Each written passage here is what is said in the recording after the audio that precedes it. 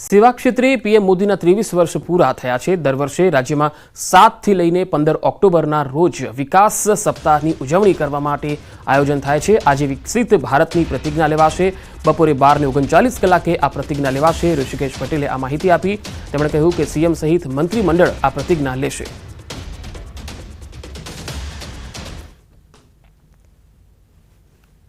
देश अने गुजरात में 21મી सदीनी स्वर्णिम सवार गुजरात थी पड़ी। 7 ऑक्टोबर 2001 ना रोज आदरणीय प्रधानमंत्री अने ए वखतना अपना मुख्यमंत्रीश्रीए ज्यारे गुजरातनो हवालो संभाळ्यो ए वखते विकासनी राजनीति ने विकासनी राजनीति साथे 21મી सदीना भारतनी कल्पना साथेनो उदय ए गुजरातथी थयो। लोकोने अवेरनेसनी साथे विकास साथे जोड़वानुं काम अने तमाम दिवसोए नवी नवी थीमेटिक स्कीम उपर थीमेटिक योजना उपर समग्र गुजरातने आंदोलित करवानो आदरणीय भूपेन्द्रभाईए निर्णय लीधो छे अने ए निर्णय 13 जेटला अत्यारे आपणे मुद्दाओ नक्की कर्या छे के जेना आधारे આપણે ગુજરાતમાં પ્રત્યેક ગામ સુધી, ઘર સુધી, સ્કૂલ સુધી, કોલેજો સુધી, ખેડૂતો સુધી અને મહિલાઓ સુધી પહોંચવાનો આપણે પ્રયત્ન કરવાના છીએ। મહેસાણાની દૂધસાગર ડેરીના ચેરમેનની થોડી વારમાં ચૂંટણી થવાની છે। ચેરમેનની ચૂંટણીમાં પાર્ટીમાંથી સેન્સ બાદ અશોક ચૌધરી જ ચેરમેન પદે નિશ્ચિત મનાઈ રહ્યા છે। આજે પાર્ટીના મેન્ડેટ મુજબ ચેરમેન નક્કી થશે। ચૂંટાયેલા 15 ડિરેક્ટર, 3 સરકારી પ્રતિનિધિ, જિલ્લા રજિસ્ટ્રાર, ફેડરેશન અને એમડી મળી 21 સભ્યોનું બોર્ડ હોય છે। એક સભ્યનું અવસાન થયું હોવાથી 20 સભ્યોની ઉપસ્થિતિમાં ચૂંટણી યોજાશે। થોડી વારમાં બોર્ડ રૂમમાં ચૂંટણી થશે।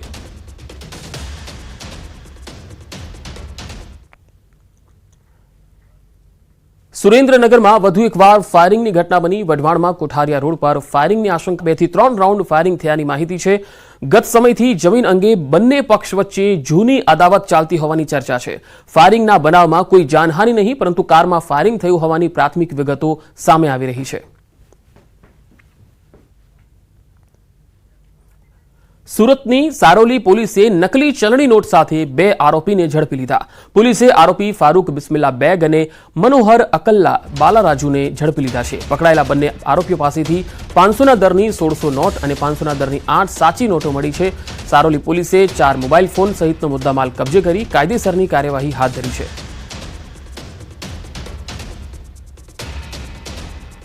બનાવટી ચલણી નોટ સાથે 2 લોકો પકડાયા છે। આરોપીઓ પાસેથી 500ના દરની નકલી નોટો મળી આવી છે।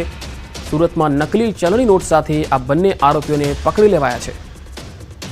નકલી નોટનો જથ્થો પણ કબજે કરવામાં આવ્યો છે।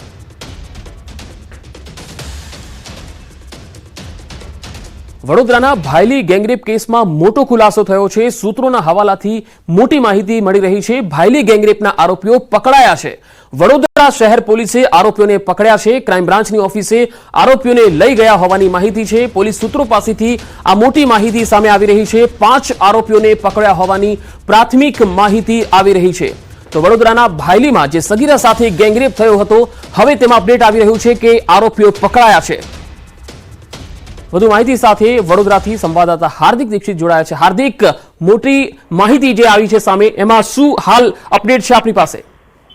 બિલકુલ પંકજ, જો મામલાની વાત કરીએ તો છેલ્લા 3 દિવસથી પોલીસ જે છે તે કામે લાગી હતી અને પોલીસે સતત મહેનત કરી। 200 જેટલા કર્મચારીઓ કામે લાગ્યા। ત્યારબાદ 3 દિવસ બાદ જે વડોદરા શહેર ક્રાઇમ બ્રાન્ચ છે તેને આરોપીઓને ઝડપી પાડવા માટે સફળતા મળી છે। આ સૂત્રોના હવાલેથી ખૂબ જ મોટા સમાચાર કહી શકાય, કારણ કે પોલીસ માટે આ જે કેસ છે તેને સુલઝાવવો ખૂબ જ પડકારજનક હતું। આસપાસ કોઈ સીસીટીવી કેમેરાના ફૂટેજ નહોતા મળ્યા કે કોઈ ઠોસ પુરાવા નહોતા। ત્યારે ક્રાઇમ બ્રાન્ચની ટીમે જે લગભગ 5 જેટલા આરોપીઓને ઝડપી પાડ્યા હોય તેવું પોલીસ સૂત્રોના હવાલેથી માહિતી મળી રહી છે। થોડીક ક્ષણોમાં પોલીસ જે છે તે પત્રકાર પરિષદ યોજશે। 5 આરોપીઓ કોણ છે, તેઓ ત્યાં કઈ રીતે પહોંચ્યા હતા, દુષ્કર્મ આચર્યા બાદ તેઓ ક્યાં ફરાર થઈ ગયા હતા, તમામ પ્રકારની માહિતી જે છે તે પોલીસના ઉચ્ચ કક્ષાના અધિકારી દ્વારા આપવામાં આવનાર છે। પંકજ જી હાર્દિક, કેટલા વાગે પોલીસ આ અંગે પ્રેસ કરવાની છે અને આ જે આરોપીઓ પકડાયા છે એ વડોદરાના જ હતા કે વડોદરા બહારના હતા? બિલકુલ પંકજ, સમગ્ર મામલાની અત્યારે પોલીસ દ્વારા તપાસ કરવામાં આવી રહી છે। હાલ જ પોલીસ જે છે તે આરોપીઓને દબોચીને ક્રાઇમ બ્રાન્ચ ખાતે લાવી હોય ત્યાં પ્રકારની પોલીસ સૂત્રોના હવાલેથી માહિતી મળી રહી છે। અત્યારે પોલીસ દ્વારા તમામ જે આરોપીઓ છે તેમની પૂછપરછ કરવામાં આવી રહી છે અને આરોપીઓ પાસેથી પ્રાથમિક માહિતી મેળવ્યા બાદ જ પોલીસ દ્વારા જે છે તે પત્રકાર પરિષદ છે તે યોજવામાં આવશે. ઉલ્લેખનીય બાબત છે કે અત્યાર સુધી પોલીસે અસંખ્ય લોકો જે છે તેમની પૂછપરછ કરી છે. લગભગ 15 થી વધુ શકમંદોની પૂછપરછ કરી હતી, પરંતુ તેમાં પોલીસને સફળતા નહોતી મળી. જે પીડિતા છે તેના મિત્ર છે તેનું કાઉન્સેલિંગ કર્યું હતું, તેમાં પણ પોલીસને સફળતા નહોતી મળી. લગભગ એક આઈજી, એક એસપી, 3 ડીવાયએસપી, 5 પીઆઈ, 15 પીએસઆઈ સહિત 200 લોકોનો સ્ટાફ જે છે તે કામે લાગ્યો હતો અને આખરે વડોદરા શહેર ક્રાઇમ બ્રાન્ચને જે 5 આરોપીઓ છે તેમને ઝડપી પાડવામાં સફળતા મળી છે. પંકજ. જી હાર્દિક આભાર માહિતી આપવા માટે.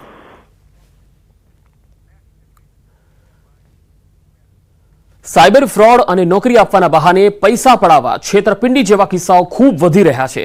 ત્યારે જૂનાગઢ શહેરના ભેંસાણમાં યુવક સાથે છેતરપિંડીનો કિસ્સો સામે આવ્યો. અમદાવાદ મનપામાં નોકરી અપાવવાના બહાને યુવક સાથે છેતરપિંડી થઈ. આ છેતરપિંડી આચરનારે અમદાવાદ મનપાનો કોલ લેટર પણ આપ્યો. અલગ અલગ તારીખે 9.32 લાખ રૂપિયા ઓનલાઈન ટ્રાન્સફર કરાવ્યા. યુવકે સુરેન્દ્રનગરના દેવેન્દ્ર કિશોરભાઈ હડિયાલ સામે ફરિયાદ નોંધાવી છે. ભેંસાણ પોલીસે સમગ્ર મામલે તપાસ હાથ ધરી છે.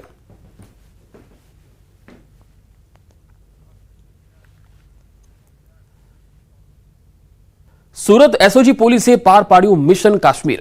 19 વર્ષથી નાર્કોટિક્સના ગુનામાં ભાગતા ફરતા આરોપીની ધરપકડ કરી લેવાઈ છે.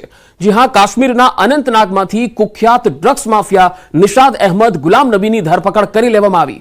સુરત એસઓજીએ સ્પેશિયલ ટીમ બનાવી અને આ ટીમે સુરતથી 1800 કિલોમીટરનું અંતર કાપી જમ્મુ કાશ્મીરના અનંતનાગમાંથી આરોપીને પકડી લીધો છે.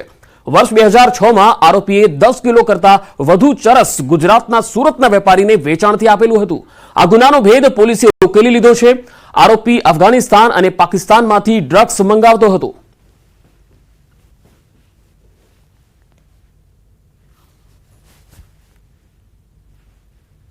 આ ડ્રગ્સ જે છે એનો કેસ 2006માં થયેલો અને રાજેશ ખત્રી નામનો એક આરોપી જે તે વખતે આ ડ્રગ્સ મંગાવ્યું હતું ચરસ, અને આ પકડાઈ ગયેલા. ત્યારબાદ આ ભાઈ જે નિસાર અહેમદ દાર છે તે વોન્ટેડ હતો. જ્યારે રાજેશ ખત્રી જે મંગાવનારો હતો એ ઝડપાઈ ગયો હતો. ત્યારબાદ એણે સજા ભોગવીને છૂટ્યા બાદ ફરીથી એણે ડ્રગ્સનો ધંધો ચાલુ કર્યો હતો. ત્યારબાદ ફરીથી એસઓજીએ 2017માં એને પકડ્યો. સરદાર સરોવર નર્મદા ડેમની સપાટીમાં ઘટાડો થયો છે. ઉપરવાસમાંથી પાણીની આવકમાં ઘટાડો થતા ડેમની સપાટી ઘટી છે. નર્મદા ડેમની સપાટી 138.57 મીટરે પહોંચી. ઉપરવાસમાંથી 2984 ક્યુસેક પાણીની આવક નોંધાઈ, જેની સામે 45,000 ક્યુસેક પાણીની જાવક નોંધાઈ છે. નર્મદા ડેમ સંપૂર્ણ ભરાઈ જતા ગુજરાતમાં માથીથી પાણીનું સંકટ ટળી ગયું છે. આવનારા 2 વર્ષ સુધી સિંચાઈ અને પીવાનું પાણી નર્મદા ડેમમાં સંગ્રહ થયું છે.